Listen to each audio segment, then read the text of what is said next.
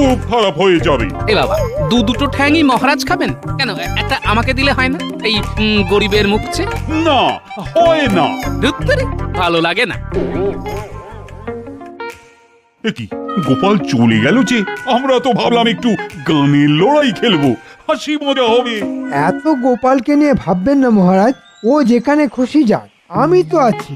ওহ, এই মৌকায় আমি আমার ব্যক্তি সত্তাকে একটু ভালো দেখিয়ে দিই।